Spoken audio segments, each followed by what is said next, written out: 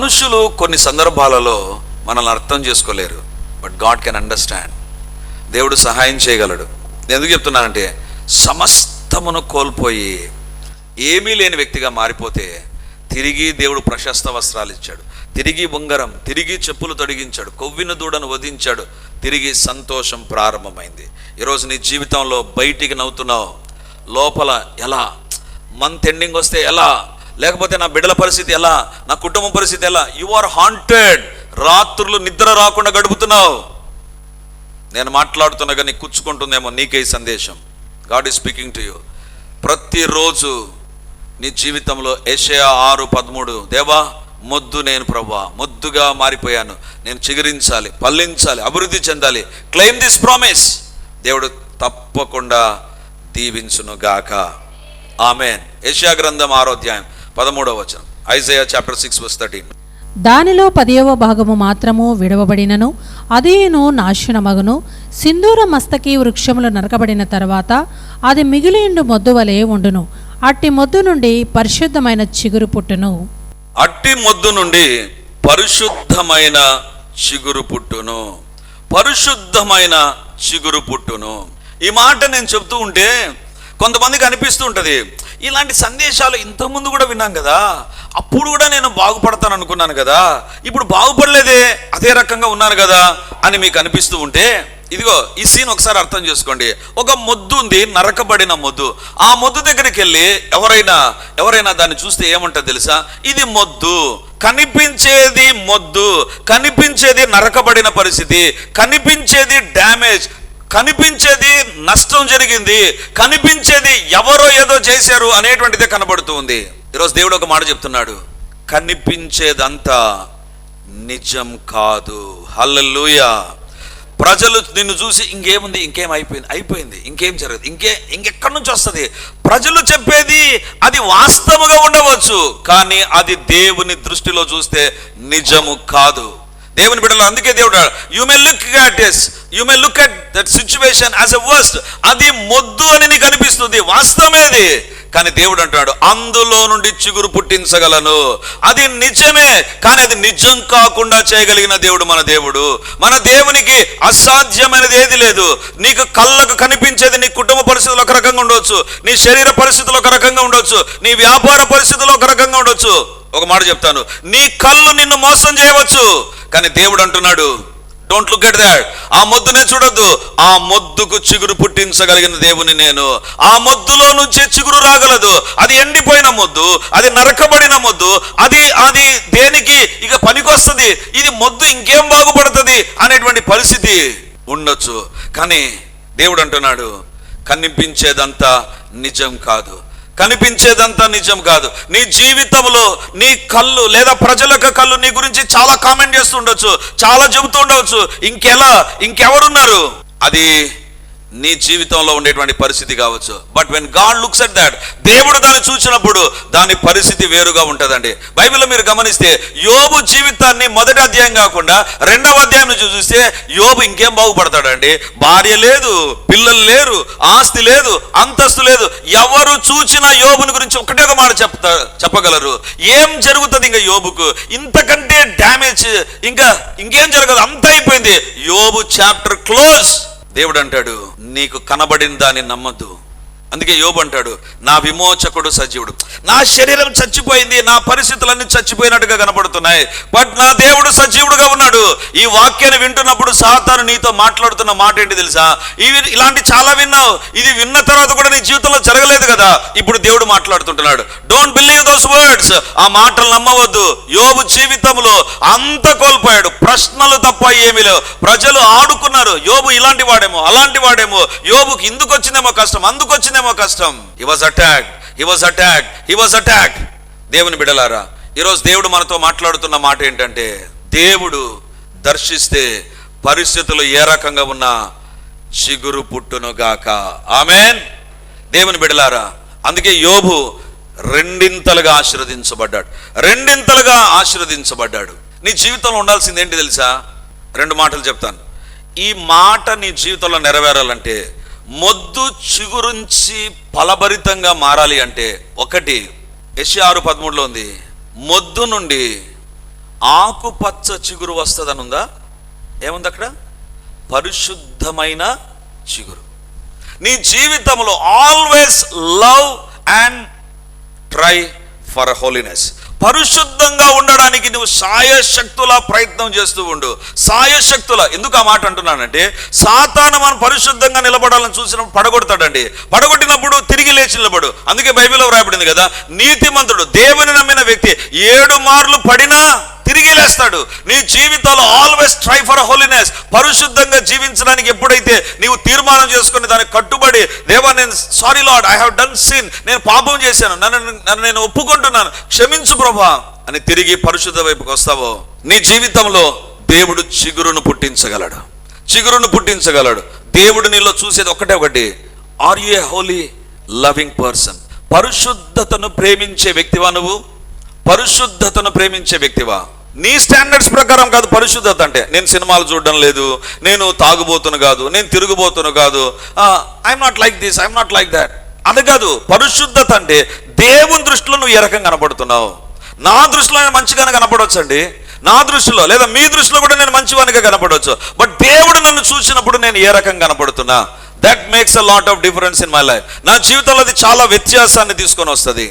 ఇక్కడ దేవుడు అంటున్నాడు, అందులో నుంచి వచ్చినటువంటి చిగురు ఆకు చిగురు కాదు, అది పరిశుద్ధ చిగురు. అది పరిశుద్ధ చిగురు. అది నీ జీవితంలో దేవుడిని ఆశీర్వదించాలి అంటే, don't believe the present condition. ప్రస్తుత పరిస్థితులను నమ్మవద్దు. ప్రస్తుతం మొద్దే, ప్రస్తుతం నరకబడిన పరిస్థితి, ప్రస్తుతము దాడి చేయబడిన పరిస్థితి, ఎవరో ఒకరు వచ్చి నీ జీవితంలో అటాక్ చేసిన పరిస్థితి. Don't believe that, but love holiness. పరిశుద్ధతను ప్రేమించు. చెట్టు దగ్గర ఈ పదం వాడొచ్చండి? చెట్టు దగ్గర ఈ పదం వాడడం. చెట్టుకు పరిశుద్ధమైన చిగురు. అదేంటది పరిశుద్ధమైన చిగురు? ఏంది చిగురు అంతే. మళ్ళీ పరిశుద్ధమైన చిగురు. చింత చిగురును చూసి చింతపద్ధతి చేసుకుంటూ పరిశుద్ధమైన చిగురు వంటకం మీకు పెట్టానని ఉంటుందా? లేదు. We don't call it as. చెట్టు అంటే బైబిల్ ప్రకారం మనిషి. అందుకే 1వ కీర్తన అంటాడు, అతడు నీటి కాలువల యోరను నాటబడినదై ఆకు వాడక తన కాలమందు ఫలమిచ్చు చెట్టు వలె ఉండును. ఇక్కడ చెట్టు మొద్దు అనేటువంటి దేని సూచిస్తుంది అంటే మనిషి. చెట్టుకు పరిశుద్ధత అవసరంలా, మనిషికి పరిశుద్ధత అవసరం.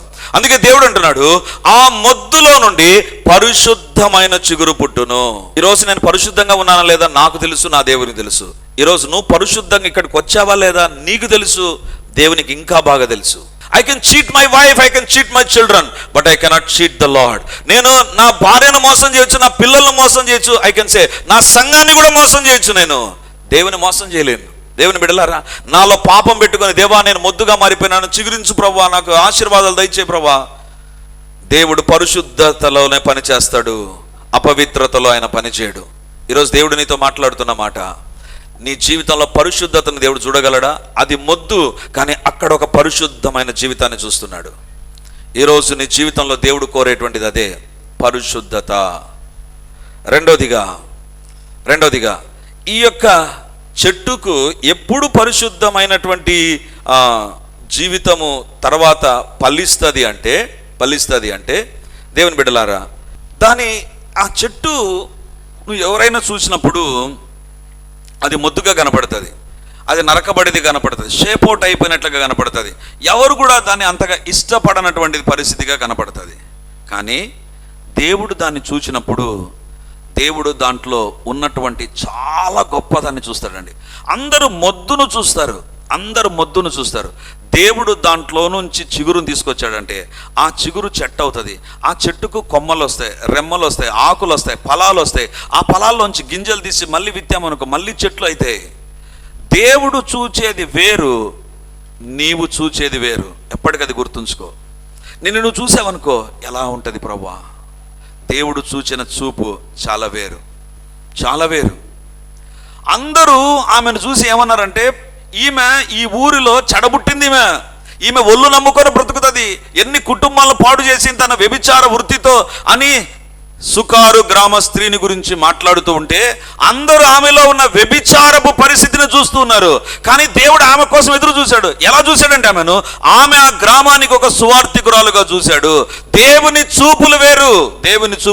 నువ్వు చూసుకున్నావు అనుకో, no improvement, no best thing can be expected from you. నీ దగ్గర నుంచి ఏ శ్రేష్టమైనది కూడా నువ్వు ఎదురు చూడలేవు. కానీ దేవుని చూపు నీ మీద పడాలి. దేవుని చూపు నీ మీద పడాలి. దేవుడు ఎవరిని చూస్తాడో తెలుసా? పరిశుద్ధతను ఎవరు ప్రేమిస్తారో వారిని చూస్తారండి. వారినే దేవుడు గమనిస్తూ ఉంటాడు. ఏమండి, దేవుడు పరలోకంలో అత్యున్నతమైన సింహాసనం. నేను నిన్నటి దినాన వాక్యం చెప్తూ జూమ్ ప్రేయర్లో ప్రకటన గ్రంథం 5వ అధ్యాయంలో ఒక మాట చెప్పానండి. ప్రభువును అందరూ స్తుతిస్తూ ఉన్నారు. ఎవరు? పరలోకంలో ఉన్న 24 పెద్దలు, 4 జీవులు, తర్వాత శరాబులు, కెరాబులు, సెరుబులు, కెరూబులు అందరూ దేవుని స్తుతిస్తూ ఉంటే, పరలోకమందును భూమి మీదను భూమి క్రిందను ప్రభువును స్తుతించిరి అని వ్రాయబడింది. పరలోకంలో దేవుని స్తుతించారంటే సరే, భూలోకంలో దేవుని స్తుతించారంటే సరే, భూమి క్రింద ఎవరున్నారు? సాతాను, పాతాళం ఉంది. ఈ పాతాళంలో కూడా దేవునికి స్తుతి. నేను ఎందుకు చెప్తున్నానంటే, మనము చూసేటువంటిది ఏంటి తెలుసా? స్తుతి అంటే ఏదో స్టేజ్ పైన పరలోకంలో ఉంటుంది అనుకుంటాం. నరకంలో కూడా దేవుని స్తుతిస్తున్నారు. ఎందుకు తెలుసా? దేవుడు అంటే భయం. అమ్మో, ఈ దేవునికి భయపడి ఇక్కడికి వచ్చాం. నరకం నుంచి లేకపోతే భూమి క్రింద ఉన్న లోకాల నుంచి వాళ్ళు పరలోకాన్ని చూడగలరు. ఆత్మీయ చూపులు వేరు, ఆత్మకు ఉండేటువంటి పరిస్థితులు వేరు. గుర్తుంచుకోండి, శరీరం చూసేది ఒక రకంగా ఉంటుంది, ఆత్మీయ లోకంలో ఉండేటువంటిది వేరు. ఆత్మలో ఉండేటువంటి పరిస్థితులే వేరు. ఈ సందేశం మీకు అర్థం కావాలంటే నేను ఉదయకాలంన పరలోకంలో ఆత్మలోకంలో ఉండే వారికి జరిగేటువంటి విచిత్రమైన అనుభవాల గురించి కొన్ని చెప్పాను. నేను దేవుని బిడ్డలారా, ఎందుకు చెప్తున్నానంటే, నిన్ను నీవు చూసుకుంటే ఆశీర్వాదాలు రావు, దేవుని చూపు నీ మీద పడాలి. భూలోకంలో దేవుడు వారిని చూస్తూ ఉంటే పట్టించుకోక వాళ్ళ ఇష్టానుసారంగా తిరిగి నరకంలోనికి వెళ్ళారు. ఇప్పుడు నరకంలో వాళ్ళు ఏం చేస్తున్నారు తెలుసా? ఒకటి ప్రభువా ప్రభువా నరకంలోకి వచ్చేసాం అంటున్నారు, కానీ వాళ్ళకు మార్పు లేదు. భూలోకంలో ఉన్నప్పుడే దేవా నన్ను క్షమించు, నీ రక్తముతో నన్ను కడుగు అని ఎప్పుడైతే నువ్వు దేవుని దగ్గర క్షమాపణ ప్రార్థన చేసి పరిశుద్ధపరచబడతావో దేవుని చూపు నీ మీద పడుతుంది. ఎలాంటి చూపు తెలుసా? ఆయన దేవుని చూపు ఎలాంటిది తెలుసా? ఆ మొద్దును చూసినప్పుడు అందులో చిగురును చూశాడు, అందులో ఉన్న బంగారు భవిష్యత్తును చూడగలిగిన దేవుడు. హల్లెలూయా. ఇప్పుడు సాతాను నీకు చూపించేది అంతా చాలా తక్కువగా చూపిస్తాడు, అసలు ఏమీ లేదన్నట్టుగా చూపిస్తాడు, అంత అయిపోయింది అన్నట్టుగా చూపిస్తాడు. బట్ దేవుడు చూశాడంటే అక్కడ ఒక చిగురు, అక్కడ కొత్త ప్రారంభం, అక్కడ కొత్త ఆశీర్వాదం, కొత్త దీవెన. దేవుని బిడ్డగా పరిశుద్ధంగా జీవిస్తూ ఉంటే జరిగే కార్యం ఏంటి తెలుసా? ఆ రాజు అనుకున్నాడు, నేను ఒక బంగారు ప్రతిమ పెడతా, ఎవ్వడు కూడా ఏ దేవునికి మొక్కకూడదు, నా బంగారు ప్రతిమకే మొక్కాలి. షద్రక్, మేషక్, అబేద్నగోలు అన్నారు, సారీ, అగ్నిగుండానికి వెళ్తాం. ఎందుకు తెలుసా? మా దేవుని చూపు మా పైన ఉంటే చాలు, అగ్నిగుండంలోనైనా మేము దేవుని బిడ్డలుగానే బ్రతకగలం. దేవుని బిడ్డలారా, అందుకే దేవుడు వారిని అగ్నిగుండంలోకి వెళుతుండగానే పరలోకమందున్న దేవుడు వారిని చూశాడండి, దిగి వచ్చాడు అగ్నిగుండంలోనికి. నీ జీవితంలోనికి దేవుని చూపు నీ మీద పడితే చాలు, ఆయన నీ దగ్గరికి వస్తే చాలు, అగ్నిగుండంలో కూడా నీవు ఆశీర్వదించబడతావు. హల్లెలూయా. అది మొద్దైనా చిగురించేటువంటి పరిస్థితిలోనికి వస్తుంది, అది ఖాళీదోనైనా దోని నిండడం ప్రారంభిస్తుంది. అది నీ జీవితంలో లేనటువంటిది ఏదైనా సరే దేవుడు దాన్ని తిరిగి ఇవ్వగలడు. ఈరోజు ప్రభు నీతో మాట్లాడుతుంటున్నాడు. మొద్దు నుండి చిగురు పుట్టును, మొద్దు నుండి పరిశుద్ధమైన చిగురు పుట్టును. నీ జీవితంలో దేవుని యొక్క ఆశీర్వాదాలు నిన్ను విజిట్ చేయాలంటే ఆల్వేస్ ట్రై ఫర్ హోలీనెస్. పరిశుద్ధత కోసం ప్రయాసపడు. అది ఉద్యోగంలోనైనా, ఇంటిలోనైనా, ఫ్రెండ్షిప్లోనైనా, ఒక తినే దగ్గర, తాగే దగ్గర, లేకపోతే ఖర్చు పెట్టే దగ్గర, ఎక్కడైనా సరే నేను ఇది నా జీవితంలో ఏమైనా అపవిత్రతను తీసుకొని వస్తుందా, పరిశుద్ధత లేని పరిస్థితులను నడిపిస్తుందని ఎప్పుడైతే నీ జీవితంలో పరిశుద్ధతను సన్మానించి గౌరవించే వ్యక్తిగా ఉంటావో, పరిశుద్ధుడైన ప్రభు చూపు నీ మీద పడుతుంది, ఆయన కార్యాలు నీలో ప్రారంభమవుతాయి. ఈరోజు ప్రభు మనతో మాట్లాడుతున్న మాట 2 విషయాలు ప్రభు మనకు చెప్పాడు. ఒకటి, మొద్దు అంటే తన దగ్గర ఉన్నటువంటిది కోల్పోయినటువంటిది. మొద్దు అంటే ఎవరో దానిపైన దాడి చేశారు. ఈ 2 పరిస్థితులు మార్పు చెందాలి అంటే పరిశుద్ధతను ప్రేమించు. నెంబర్ 2, ఖచ్చితంగా నీ జీవితంలో దేవుడు నన్ను చూశాడు, నా జీవితం మార్పు చెందుతుంది, నా జీవితాన్ని దేవుడు ఆశీర్వదిస్తాడు, నా జీవితాన్ని దేవుడు దీవిస్తాడు. దేవుని బిడ్డలారా, ఈరోజు దేవుడు నీతో మాట్లాడుతుంటున్నాడు. నీ పరిస్థితి ఖాళీనే. నేను ఎప్పుడూ ఈ సాక్ష్యాన్ని చెప్తూ ఉంటాను. పెళ్ళైన కొత్తలో నేను హైదరాబాద్కి వెళ్తే మా అత్తవారి ఇంటి పైన నేను ప్రార్థన చేసుకుంటూ తిరుగుతూ ఉంటే పైన ఫ్లైట్ వెళ్తూ ఉందండి. దాన్ని చూశాను. ఎందుకు అనిపించింది నాకు, ప్రభువా, అనేక విధానాల్లో నేను ప్రయాణం చేసి సేవ చేశాను, ఫ్లైట్లో వెళ్ళి సేవ చేయలేదు ప్రభువా. నేను ఫ్లైట్లో వెళ్ళాలి.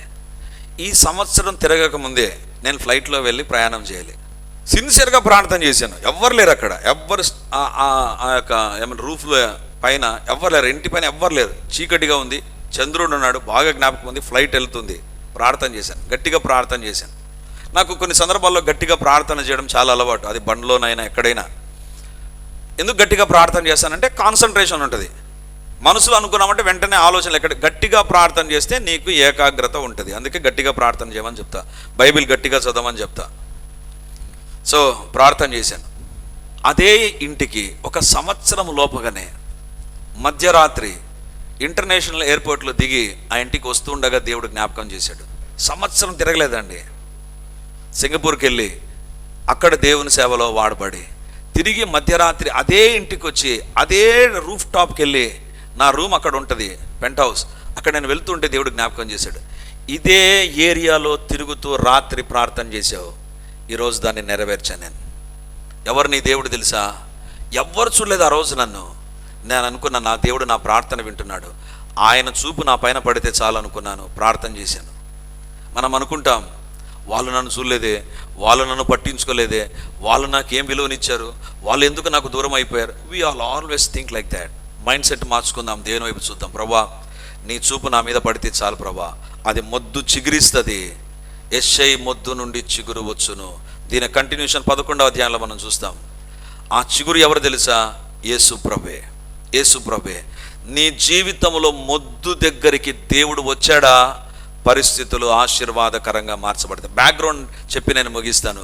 ఈ యెషయా 6వ అధ్యాయంలో దావీదు సంతానమైనటువంటి వాళ్ళు పూర్తిగా వాళ్ళ జీవితంలో వారుకున్న ఉన్నత స్థితి నుంచి పడిపోయారండి. పడిపోయిన తర్వాత యెషయాకు ఈ దర్శనం కలుగుతుంది. యెషయా, నువ్వు ఒక ప్రవక్తగా ఉంటావా? ఆ ప్రవక్తగా పిలుపునిచ్చి మొద్దు నుండి చిగురు వస్తుంది. మరి ఏ మొద్దు? యెషయా మొద్దు నుండి చిగురు వస్తుంది. ఎవరు ఆ చిగురు? యేసు ప్రభు. ఎప్పుడైతే దేవుని బిడ్డలు దేవుని కలిగి ఉంటారో వాళ్ళ జీవితాలు ఆశీర్వదించబడతాయి. That is the message. ఈరోజు దేవుడు అడుగుతుంటున్నాడు, నీ జాబ్లో దేవుని సన్నిధిని అనుభవిస్తున్నావా? నీ కుటుంబంలో దేవుని సన్నిధి అనుభవిస్తున్నావా? భార్యాభర్త రిలేషన్షిప్లో దేవుడు ఉన్నాడా? దేవుడు లేనటువంటి జీవితంలోనికి ఏమైనా వచ్చేసామా? దేవుడిని దూరం చేసుకునే పరిస్థితుల్లోనికి ఏమైనా వచ్చేసామా? ప్రార్థనకు, బైబిల్కు, సేవకు, మందిరానికి మెల్లిగా దూరం అయిపోయేటువంటి పరిస్థితుల్లోనికి వచ్చినట్లయితే మొద్దుగానే ఉంటాం. ఆ యెషై మొద్దు నుండి చిగురు పుట్టును. నీ జీవితంలో మొద్దుగా ఉన్న మహిమగా మార్చగలిగిన దేవుడు ఉన్నాడు. ఈరోజు ప్రభు మనతో మాట్లాడుతుండగా దేవుని అడుగుదాం, ప్రభువా ఈ మార్చి నెల నుంచి, లేదు ఈ రోజు నుంచి, ఇప్పటి నుంచి నా జీవితంలో ఏవేవి నేను కోల్పోయానో అవన్నీ నాకు దయచేయండి. నేను ఎక్కడ పవిత్రతకు, పరిశుద్ధతకు, ప్రభువు యొక్క చూపుకు దూరం అయిపోయాను, నన్ను మన్నించు ప్రభువా. నేను సాతాను చూపుల్లోనికి వెళ్ళాను, నీ చూపులకు దూరం అయిపోయాను ప్రభువా, నన్ను క్షమించు అని ఆయన వైపు చూద్దామా? ప్రభు సన్నిధానంలో మనం ప్రార్థన చేద్దాం. ప్రభువా నా జీవితాన్ని దర్శించు, మొద్దు నుండి పరిశుద్ధమైన చిగురు పుట్టును. Check our life. మన జీవితాలను పరీక్షించుకుందాం. ప్రభువా నా జీవితంలో ఎక్కడైనా నీకు వ్యతిరేకంగా నేను జీవిస్తున్నానా? పరిశుద్ధత లేని జీవితాన్ని ఏమన్నా జీవిస్తున్నానా? దేవుని చూపు కంటే మనుషులు మమ్మల్ని మెచ్చుకోవాలని దేవునికి, వాక్యానికి, అన్నిటికీ దూరం అయిపోయి ప్రాధాన్యత మనుషుల దృష్టిని ఆకర్షించేటువంటి వ్యక్తిగా మారిపోయానేమో ప్రభువా. దేవా నన్ను నేను మోసం చేసుకున్నానేమో ప్రభువా, నన్ను మన్నించు ప్రభువా, నన్ను మన్నించు. మనుషులు నమ్ముకున్నావు, మనుషులు నిన్ను మోసగించారా? నీ జీవితంలో ఉండవలసినవి లేకుండా పోయాయా? నీ తప్పులను బట్టి, నీ యొక్క జీవితంలో ఉన్నటువంటి పరిస్థితులను బట్టి, what ever may be the situation, ఈరోజు దేవుడు అంటున్న మాట, మొద్దు నుండి పరిశుద్ధమైన చిగురు పుట్టును. పరిశుద్ధమైన చిగురు. ఈరోజు ప్రభు మనతో మాట్లాడుతుండగా, దేవా నా జీవితాన్ని దర్శించండి ప్రభువా, నా జీవితంలో పరిశుద్ధతను ప్రేమించే వ్యక్తిగా నేను ఉండాలి, పరిశుద్ధతను ప్రేమించే వ్యక్తిగా నేను ఉండాలి. పరిశుద్ధునిగా నన్ను మార్చు ప్రభా. నాలో ఏ పాపం ఉందో మీకు తెలుసు ప్రభా. నేనేదో చెబుతుంటే వినడానికి కాదు ఇది చెప్పేది. మీరు ప్రార్థించండి, మీరు దేవుణ్ణి అడగండి, మీరు దేవుణ్ణి అడగండి. దేవుని బిడ్డలారా, తప్పిపోయిన కుమారుడు తండ్రి వద్దకు వచ్చినప్పుడే కోల్పోయినదంతా పొందుకున్నాడు. ఇప్పుడు దేవుని దగ్గరకు వచ్చావు, దేవుని అడగడం ప్రారంభించు, మౌనంగా ఉండకు. Don't be silent in his presence. అడుగు వారికి ఇచ్చే దేవుడు ఆయన, అడుగు వారికి ఇచ్చే దేవుడు. ప్రార్థన చేద్దాం, కళ్ళు మూసుకుందాం, గట్టిగా ప్రార్థన చేయి. మౌన ప్రార్థనలొద్దు. మందిరంలో ఉన్నాం, మనం ఏదో ఎగ్జామ్ సెంటర్లో లేం. We are in the temple of the lord. దేవుని యొక్క ఆలయంలో మనం ఉండగా, ఎక్కడ 2-3 ఉంటే అక్కడ దేవుడు ఉన్నాడు. ఆయన చెవులు నీ ప్రార్థన వైపు చూస్తున్నాయి. నీవు ప్రార్థిస్తున్నావా? మౌనంగా ఉన్నావా? ఏ పరిస్థితి అయినా, మొద్దుగా ఉన్నావేమో, నరకబడిన పరిస్థితి, దాడి చేయబడిన పరిస్థితి, కోల్పోయిన పరిస్థితి, దేవుడు అంటున్నాడు, చిగురింప చేస్తాను నేను. ప్రార్థన చేద్దాం, మౌనంగా ఉండవద్దు. ప్రభువా, నా కుటుంబ పరిస్థితులు ఏవో నీకు తెలుసు, నా ఆరోగ్య పరిస్థితులు దేవా, నా యొక్క పిల్లల పరిస్థితులు దేవా, నా యొక్క సమస్తం నీకు తెలుసు ప్రభువా, నైనా సహాయం చేయండి. Let us pray. ప్రార్థన చేద్దాం. దేవుడు నీ ప్రార్థన విని స్పందించాలని కోరుతూ ఉన్నాడు. అడుగు వారినే దేవుడు దర్శిస్తాడు. మౌనంగా ఉండవద్దు. హల్లెలూయా. గొప్ప దేవానికి వందనాలు, శక్తి కలిగినటువంటి దేవానికే స్తోత్రము తండ్రి. సజీవుడా నీకు వందనాలు, అద్వితీయ సత్య దేవానికే స్తోత్రం ప్రభువా. హల్లెలూయా. ప్రార్థించాలి, ప్రార్థించాలి, మౌనంగా ఉండొద్దు. అడుగు వారుకే దేవుడిస్తాడు. దేవా, యెషయా 6:13 నా జీవితంలో నెరవేర్చడానికి ఇచ్చావు ప్రభువా. ఎక్కడ నేను మొద్దుగా ఉన్నాను, ఎక్కడ నా పైన సాతాను వ్యక్తులు దాడి చేసి నష్టాన్ని కలిగించారో నాకు తెలుసు ప్రభువా. Lord help me. ప్రభు దగ్గర ప్రార్థన చేద్దాం. ఈ నెల నుంచి నీ పరిస్థితులను దేవుడు మార్చడానికే దేవుడు ఈ వాగ్దానాన్ని అనుగ్రహించాడు. Believe that. దేవుని చూపును బట్టి చూడు, నిన్ను బట్టి కాదు, ఇతరులు చెప్పే మాటలను బట్టి కాదు. దేవుని చూపులు నీ పైన పడ్డాయి అంటే చాలు, పరిస్థితులు మారిపోతాయి. హల్లెలూయా, హల్లెలూయా, హల్లెలూయా. గొప్ప దేవానికి వందనాలు. హల్లెలూయా. ప్రార్థన చేస్తున్నాను. 2 ప్రార్థనలు. ఒకటి, మన పాపాలు ఒప్పుకుందాం, పాప జీవితానికి స్వస్తి పలుకుదాం, ప్రభు వైపే తిరుగుదాం, ప్రభువును నమ్ముకుందాం, ప్రభువునే వెంబడిస్తాం. వేరొకటి, మనకు దూరం కావాలి. రెండవదిగా, మన పరిస్థితులను మార్చున్నట్లుగా ఆయన వైపు చూద్దాం. ప్రార్థన పరిస్థితులను మారుస్తుంది. వింటే కాదు, మౌనంగా ఉంటే కాదు. Don't be silent and don't be dignified in the presence of the lord. Pour out your heart. నీ హృదయాన్ని కుమ్మరిస్తూ ప్రార్థన. ఏ అద్భుతమైన ప్రభు చేయగలడు. ఆయనకు అసాధ్యమైనది ఏది లేదు. చచ్చిపోయిన ఇశ్రాయేలును ఒక గొప్ప దేశముగా దేవుడు తయారు చేశాడు. అదే యెషయా 6వ అధ్యాయంలో పలకబడిన 13వ వచనంలోని మాట. ఈరోజు దేవుడు నీతో మాట్లాడి ఉండగా, సేమ్ గాడ్ ఈస్ హియర్. అదే దేవుడు ఇక్కడ ఉన్నాడు. నీవు దేవుని దగ్గర క్షమాపణ కోరి నీ జీవితంలోకి ఆహ్వానించగలిగితే నీ జీవితంలో దేవుని కార్యాలు ప్రారంభమవుతాయి. పరిశుద్ధాత్మ దేవా మీకు వందనాలు, శక్తి కలిగినటువంటి దేవా మీకు స్తోత్రాలు, సైన్యములకు అధిపతి మీకు వందనాలు. మీ ప్రార్థన దేవుడు వినాలని కోరుతున్నాడు. నా ప్రార్థనే కాదు, మీ ప్రార్థన వినాలని కోరుతున్నాడు. స్తోత్రము తండ్రి. గొప్ప దేవానికి వందనాలు, మహిమ కలిగినటువంటి దేవానికి స్తోత్రం, నమ్మదగిన దేవానికే స్తోత్రాలు ప్రభా. యేసయ్యా, నీ పరిశుద్ధ పాదాల దగ్గర చేరిపడి అడుగుతుంటున్నాను ప్రభా. నమ్మదగిన దేవా, సత్యవంతుడవైన దేవా, సర్వాధికారి అయిన దేవానికి వందనాలు, స్తుతి స్తోత్రము తండ్రి. హల్లెలూయా. అడుగకయే పొందకై ఉన్నారు. అడుగుదాం. దేవా, ఈ నెల నుంచి కాదు, ఇప్పటి నుంచే నా జీవితాన్ని దర్శించు. దేవునికి స్తోత్రం. నమ్ముట నీ వలనైతే నమ్మువానికి సమస్తము సాధ్యమే. పరిశుద్ధాత్మ దేవానికి వందనాలు తండ్రి. పరిశుద్ధాత్మ దేవ ఇప్పుడు పనిచేయండి. ఒప్పించే ఆత్మ ఇప్పుడు పనిచేయను గాక. పాపమును గురించి, శాపమును గురించి, నీతిని గురించి, నరకాన్ని గురించి ఒప్పించే పరిశుద్ధాత్మ దేవుడు ఈ స్థలములో, ఈ వాక్యం వింటున్న ప్రతి ఒక్కరు, లైవ్ ద్వారా వాక్యం వింటున్న ప్రతి ఒక్కరు పని చేయును గాక. ప్రతి రాతి హృదయము పగులును గాక. పాప స్థితిగతులను ప్రేరేపించే దురాత్మ శక్తుల యొక్క క్రియలు లయమైపోవును గాక. ఏ పాపము బంధించి ఉన్నా, ఏ సాతాను శక్తుల యొక్క ఆకర్షణ బంధించి ఉన్నా, యేసు నామమందు ఆ సాతాను యొక్క అధికారము, ఆ ప్రేరేపణ, ఆ కార్యములు లయమైపోవునుగా. దేవా, మీరే సహాయం చేయండి నాయన. ఏ పాప బంధకమున్నా మీ రక్తము కడుగునుగాక. మీ రక్తమే ఆ యొక్క పాప బంధకాల నుంచి విడిపించునుగాక. దేవా, మా ఒక్కొక్కరికి విడుదల కలుగునుగాక. ఏ పాపాన్ని బట్టి శిక్ష, ఏ పాపాన్ని బట్టి తండ్రి మొద్దుగా మార్చబడ్డారో తెలుసు ప్రభా. తండ్రి, మీ రక్తము కడుగునుగాక.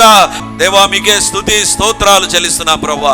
నమ్మదగిన దేవా, శక్తిమంతుడా, మీ బలమైన కార్యాలు ప్రతి పాప పరిస్థితి పైకి దిగివచ్చునుగాక.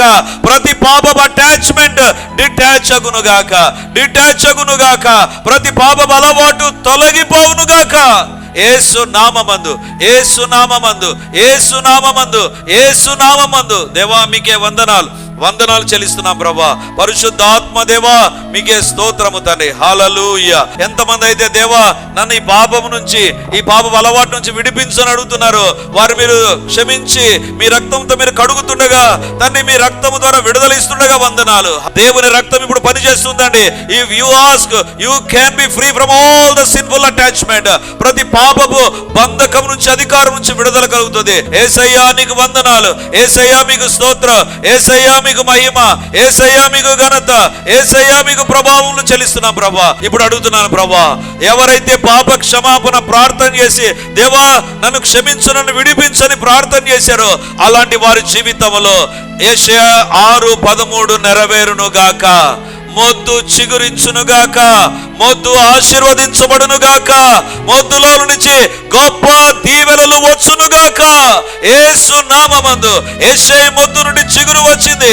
ఆ మొద్దే ఈ దినాన ప్రపంచాన్ని రక్షించినటువంటి చిగురుగా మార్చబడిన యేసయ్యకు సాదృశ్యంగా ఉండగా దేవా మా జీవితాలు కూడా దర్శించబడునుగాక. దేవా వ్యర్థముగా ఉండక దేవా మేము ప్రయోజకులుగా మారుదుముగాక. కష్టములో ఉండక ఫలించుదుముగాక. కోల్పోయే వారంగా కాక పొందుకునే వారంగా మార్చబడుదుముగాక. జీవితాలు, కుటుంబాలు, వ్యక్తిగతంగా తండ్రి వృత్తిపరంగా లార్డ్ బ్లెస్ ఎవ్రీబడి. ప్రతి ఒక్కరూ దీవించబడునుగాక, దర్శించబడునుగాక. దైవిక కార్యములు జరుగునుగాక, దైవిక కార్యములు జరుగునుగాక, దైవిక కార్యములు జరుగునుగాక. దేవా మీరే దర్శించి దీవించి మహిమను పొందండి. ఈ వాక్యము యెషయా 6:13 ప్రతి ఒక్కరి జీవితములో నమ్మి ప్రార్థన చేస్తున్నగా గొప్ప కార్యములు చూచుదురుగాక. Lord, I pray for every student who is writing an examination, Lord. ప్రార్థన సాయాన్ని కోరిన ప్రతి ఒక్కరిని దర్శించండి, మీ కార్యాలు జరిగించుమని యేసయ్య నామమందు ప్రార్థించి అడిగి పొంది ఉన్నాము తండ్రి, ఆమేన్. వాక్యాన్ని వింటున్నటువంటి దేవుని బిడ్డలారా, ప్రార్థన టీవీలో వాక్యాన్ని వింటున్న దేవుని బిడ్డలారా, ఈ యొక్క లైవ్ కార్యక్రమాలు చూస్తున్న దేవుని బిడ్డలారా, మీకందరికీ ఒక ప్రత్యేకమైన ప్రకటన ఇప్పుడు నేను తెలియజేస్తున్నాను. ఈ ఆదివారం నుంచి ప్రతి ఆదివారం రిడీమర్లో 3 ఆరాధనలు జరుగుతాయి. మొదటి ఆరాధన 8 గంటలకు, రెండవ ఆరాధన 10:30కు, మూడవ ఆరాధన సాయంత్రం 7 గంటలకు. సో ఈ 3 ఆరాధనలో ఇక ప్రతి ఆదివారం ఒక్కొక్క సర్వీసులో ఒక్కొక్క దేవుని నామాన్ని మనం ధ్యానం చేయబోతున్నాం. వేల కొలది దేవుని నామాలను గురించి మనము చూస్తాం బైబిల్లో. కాబట్టి దేవుని బిడలమైతే మనం ఎల్లప్పుడూ దేవుని నామాన్ని స్మరిస్తూ ఉండాలి, ఎల్లప్పుడూ దేవుని నామాన్ని స్మరిస్తూ ఉండాలి. సో కాబట్టి ఈ యొక్క వాక్యాన్ని ఆధారం చేసుకొని ప్రతి ఆదివారం 3 ఆరాధనలో దేవునికి సంబంధించిన వివిధ నామాలు, దైవ నామ ధ్యానాలు అనేటువంటిది మనం కలిగి ఉండబోతున్నాం.